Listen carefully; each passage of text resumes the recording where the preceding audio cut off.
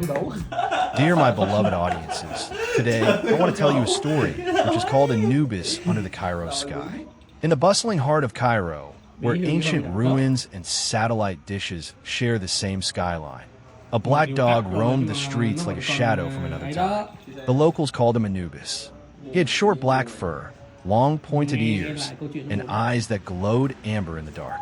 He appeared mostly at dusk, slipping silently between alleys, past street vendors and ancient mosques, never begging, never barking. Some children tried to pet him, others just watched in awe. No one knew where he came from or where he went when the night was over.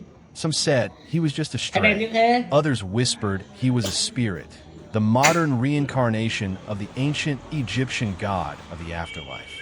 He watches the souls of the city, one old man at the coffee shop would say, sipping his tea. But to Miriam, a 14-year-old girl who lived near the citadel, Anubis was real, and he was hers. She had first seen him on the day of her father's funeral. Her father, a historian and guide at the Egyptian Museum, had died in a sudden car accident. It had torn a hole in Miriam's world. He had been the one to teach her about the pharaohs, the stars, and the secret tunnels under Giza. Without him, Cairo felt like a stranger. That evening, after the funeral prayers, Miriam sat alone on the rooftop. Below, the city shimmered in gold and orange. The call to prayer echoed in the air. That's when she saw the black dog standing on the opposite rooftop, perfectly still. They locked eyes. He didn't bark, didn't move. He simply looked at her, as if saying, I see you. The next day, he followed her to school, quietly, at a distance. He waited by the corner under a date palm tree. When she came out, he was still there. And so it began. Day after day, he walked her to school and back. He waited outside the bakery when she bought bread for her mother. He lay under the bench while she read in the park. He never came into the house. He never made a sound, but he was always there. Miriam named him Anubis, not because she believed he was a god, but because she liked the idea that maybe, just maybe, her father had sent him. One afternoon, during a rare desert rain, Miriam was walking home when she noticed Anubis was gone. She looked everywhere, alleyways, parks, even the market. She didn't see him again for 2 days. When he returned, his fur was dirty, and he had a small cut on his leg.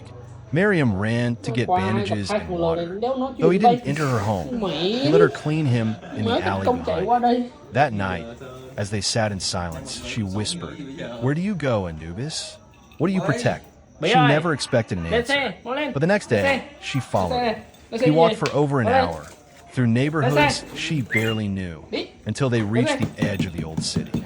Past the noise and the traffic, beyond even the tourists, was a forgotten temple ruin, crumbled stone, half buried in sand.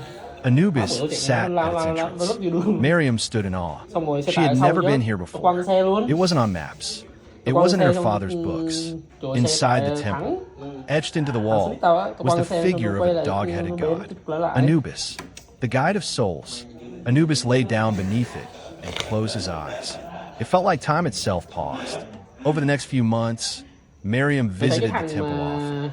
She brought a notebook, sketching the walls, translating faded hieroglyphs with what her father had taught her. Anubis always waited. One evening, she brought her mother. Her mother, tired from long days of work, wept when she saw the temple. Your father once spoke of this place, she whispered. He believed there were sites still unknown, hidden in plain sight. Miriam smiled. He was right. That summer, Miriam submitted her research and drawings to a youth archaeology program. She won first place. The story of the forgotten temple, guided by a silent black dog, spread through the city. But one morning, Anubis didn't come. Not that day, not the next, or the one after that. Miriam searched every corner of Cairo. She left food by the temple, waited on rooftops. But the black dog was gone, like a myth returning to the sand. Years passed. Miriam grew. She became an archaeology student at Cairo University. She worked at the museum her father once loved. She even helped restore the temple Anubis had shown her, now protected by the Ministry of Antiquities. And still, she never forgot him. Then, one quiet evening, as the sun dipped behind the pyramids, Miriam visited the temple alone. She lit a candle by the wall, and traced her fingers over the carving of the god with the jackal's head. Just then, a breeze swept through. Dust danced in the air, and in the fading light, Miriam saw him, just for a moment, standing at the edge of the sand dunes. Black fur, amber eyes, Anubis. She didn't call out. She didn't chase. She simply stood, hand on her heart, whispering, "Thank you." He turned, walked into the twilight, and vanished once more into the endless memory of Egypt. If you like this video, please leave a like and a subscribe. It will really help our channel grow. But if you don't like it, then just skip it and don't forget to check out our other videos. Thank you very much and goodbye.